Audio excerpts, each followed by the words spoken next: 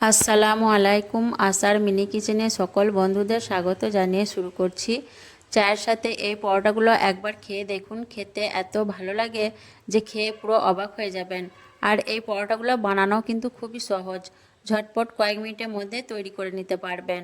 একদম মুচমুচে খাস্তা নরম তুলতুলে পরোটা, কোনো রকম তরকারির দরকার হবে না। গরম গরম চায়ের সাথে একবার পরোটাগুলো পরিবেশন করে দেখুন, বাড়ির সবাই প্রশংসা করতে বাধ্য হবে। তো চলুন আজকের এই মিনি লাচ্ছা পরোটা রেসিপিটি দেখে নেওয়া যাক। আর যারা নতুন বন্ধু আমার ভিডিওটি দেখছেন, ভালো লেগে থাকলে অবশ্যই আমার চ্যানেলটি সাবস্ক্রাইব করে আমার পাশে থাকবেন। পরোটা বানানোর জন্য দেখুন, এখানে আমি একটা বড় বাটির মধ্যে একটা মাঝারি সাইজের বাটি মেপে 2 বাটি আমি ময়দা নিয়ে নিচ্ছি। 2 বাটি ময়দা আমি নিয়ে নিলাম। আর দিয়ে দিচ্ছি 1 চামচ নুন, আর চা চামচে 1 চামচের মতো দিয়ে দিচ্ছি গোটা কাঁচা জোয়ান। এতে করে ফ্লেভারটা খুব সুন্দর হবে। দিয়ে বেশ ভালোভাবে আমি একটু হাত দিয়ে ময়দার সঙ্গে নুন আর জোয়ানটা মেখে নেব, যাতে ভালোভাবে নুনটা মিশে যায় ময়দার সঙ্গে। ভালোভাবে ময়দার সঙ্গে নুনটা মিশে নেওয়ার পর এখন আমি হালকা গরম কুসুম পানি দিয়ে দিচ্ছি।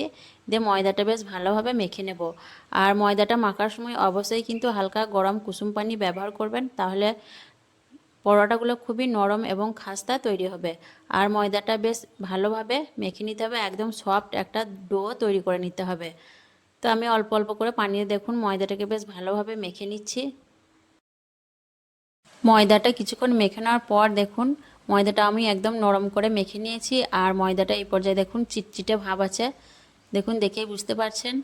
এখন আমি এর মধ্যে দিয়ে দেবো কিছুটা সাদা তেল। দিয়ে দিচ্ছি দেখুন 1 চামচ সাদা তেল। দিয়ে ময়দার মধ্যে দিয়ে আমি ময়দাটা মাখতে থাকবো, এতে করে ময়দাটা বেশ ভালোভাবে মাখাও হবে আর সফট একটা ডো তৈরি হয়ে যাবে। তো তেল দিয়ে আমি আবারও বেশ কিছুক্ষণ ভালো করে ময়দাটাকে মেখে নেব। ময়দাটা দেখুন আমি বেশ ভালোভাবে মেখে নিয়েছি, একদম সফট একটা ডো তৈরি করে নিয়েছি। আর এই পরোটাগুলো বানানোর জন্য এরকমই সফটভাবে ডোটা বানিয়ে নিতে হবে। ডোটা দেখুন একদম সফট তৈরি হয়ে গেছে, দেখে বুঝতে পারছেন। এখন আমি ডোটাকে ঢাকনা দিয়ে 5 মিনিটের মতো রেস্টে রেখে দেব।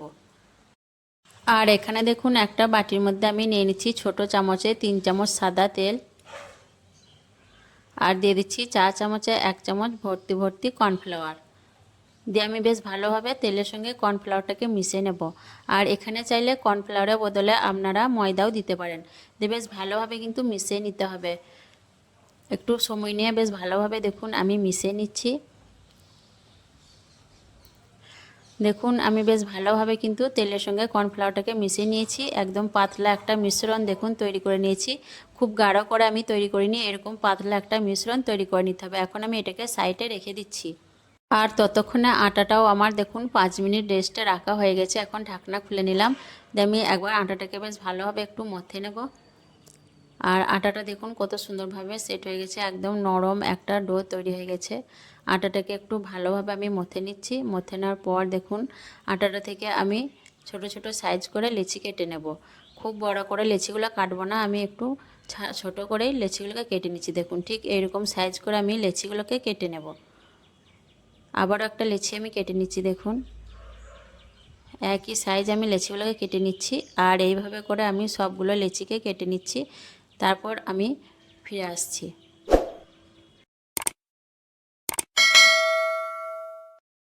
সবগুলো লেচি দেখুন আমি তৈরি করে নিয়েছি। এখন এর থেকে আমি একটা করে নেব আর বাকিগুলো ঢাকনা দিয়ে রেখে দেবো। তো একটা লেচি আমি নিয়ে নিয়েছি দেখুন বেলার জন্য। আর বোর্ডটার মধ্যে আমি বেশ ভালোভাবে সাদা তেল লাগিয়ে নিয়েছি। আর বেলুনিটার মধ্যেও ভালো করে তেল লাগিয়ে নিয়েছি। এখন আমি দেখুন পাতলা করে একটা রুটি বেলে নেব। বোর্ডের সাইজ করে আমি একটা পাতলা রুটি বেলে নিচ্ছি।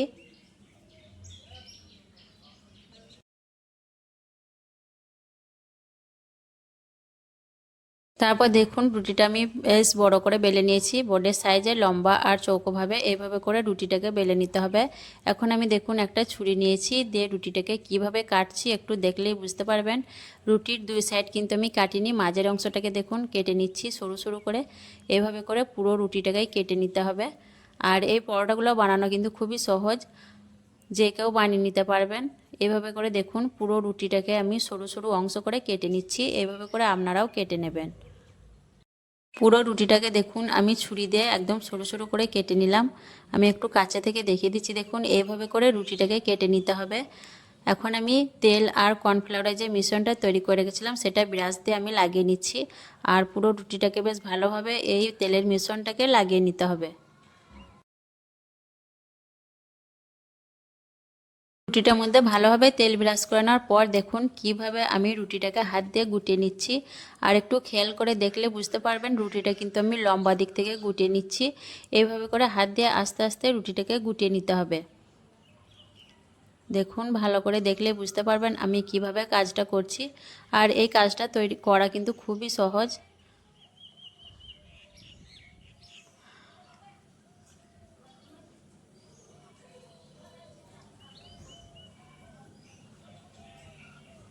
দেখুন পুরো রুটিটাকে আমি হাত দিয়ে গুটিয়ে নিলাম, দিয়ে দুই সাইড থেকে ধরে একটু লম্বাভাবে টান দিয়ে দেবো। দেখুন এইভাবে করে, দেখুন এইভাবে করে আমি দুই সাইড থেকে ধরে একটু লম্বা করে টান দিয়ে দিলাম। তারপর আমি দেখুন লেচিটাকে কিভাবে গুটিয়ে নিচ্ছি। দুই সাইড থেকে দেখুন আমি লেচিটাকে এইভাবে করে গুটিয়ে নেব। দুই সাইড থেকে এভাবে করে গুটিয়ে নেওয়ার পর দেখুন একটার উপরে আর একটা চাপিয়ে দিলাম, দিয়ে আলতো হাতে চাপ দিয়ে দেখুন আমি লেচিটাকে বসিয়ে নিচ্ছি। আর বেলার কোনো দরকার নেই, এইভাবে করে লেচিটাকে বসিয়ে নিলেই হয়ে যাবে। দেখুন কত সুন্দরভাবে একটা পরোটা আমার তৈরি হয়ে গেল। তো এইভাবে করে আবারও একটা পরোটা আমি আপনাদের তৈরি করে দেখিয়ে দিচ্ছি। দেখুন একইভাবে দেখুন আমি রুটি বেলানোর পর ছুরি দিয়ে কেটে নিচ্ছি। তারপর আমি দেখুন বেশ ভালোভাবে তেলটাকেও ব্রাশ করে নিলাম।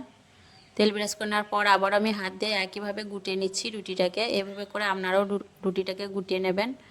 ভালোভাবে গুটিয়ে নেওয়ার পর আমি দেখুন দুই দিক ধরে টান দিয়ে তারপর দেখুন লেচিটাকে আমি দুই দিক থেকে গুটিয়ে নিচ্ছি। দুই দিক থেকে গুটিয়ে নেওয়ার পর আমি একটার উপরে আরেকটা চাপিয়ে দিয়ে আবার আমি হাত দিয়ে আলতোভাবে চেপে লেচিটাকে বসিয়ে দিচ্ছি। এইভাবে করে সবগুলো পরোটা আমি তৈরি করে নেব। আর বেলার কোনো প্রয়োজন নেই, এইভাবে করে সমস্ত পরোটাগুলোকে তৈরি করে নিয়েছি। দেখুন সবগুলো পরোটা আমার তৈরি করা হয়ে গেছে। আমি একটা থালার মধ্যে একে একে করে নিয়ে নিচ্ছি।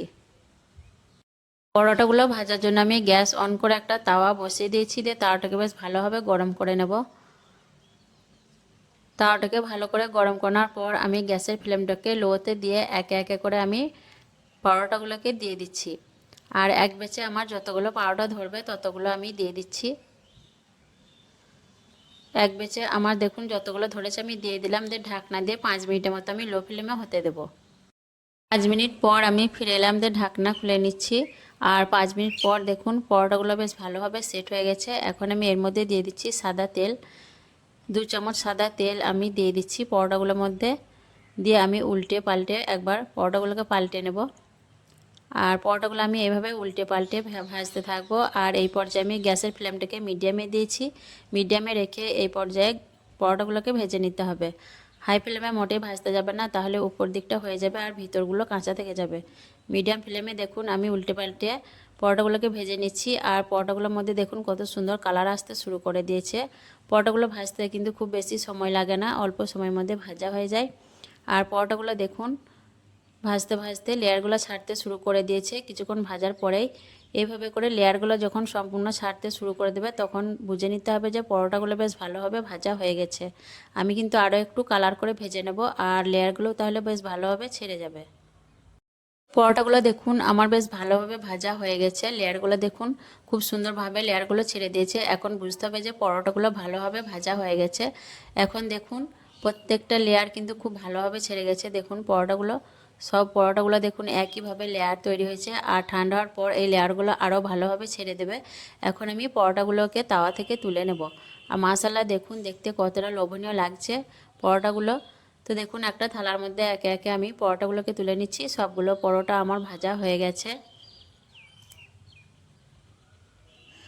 সবগুলো পরোটা তুলে নেওয়ার পর দেখুন আমি দেখিয়ে দিচ্ছি লেয়ারগুলো কত সুন্দর তৈরি হয়েছে। দেখুন দেখেই বুঝতে পারছেন প্রত্যেকটা পরোটা লেয়ার কিন্তু খুব সুন্দরভাবে তৈরি হয়েছে। আর তৈরি করা কিন্তু খুবই সহজ, অল্প সময়ের মধ্যেই ঝটপট করে তৈরি করে নিতে পারবেন। আর খেতেও কিন্তু অনেক মজার হয়, একদম নরম তুলতুলে মুচমুচে খাস্তা এই পরোটাগুলো। একবার কিন্তু চায়ের সঙ্গে পরিবেশন করে দেখতে পারেন, খেতে কিন্তু দারুণ লাগে, কোনো রকম তরকারি লাগবে না। এই পরোটাগুলো খেতে চায়ের সাথে খেতে অসম্ভব মজা লাগে। তো এইভাবে অবশ্যই একবার বাড়িতে বানিয়ে দেখবেন। আর কেমন লেগেছে আমাকে কমেন্টে জানাবেন। ভালো লাগলে লাইক করবেন, শেয়ার করবেন, আর আমার চ্যানেলটিকে সাবস্ক্রাইব করে আমার পাশে থাকবেন। আসবো আবারও অন্য কোনো রেসিপি নিয়ে। সকলে ভালো থাকবেন, সুস্থ থাকবেন। আল্লাহ হাফেজ।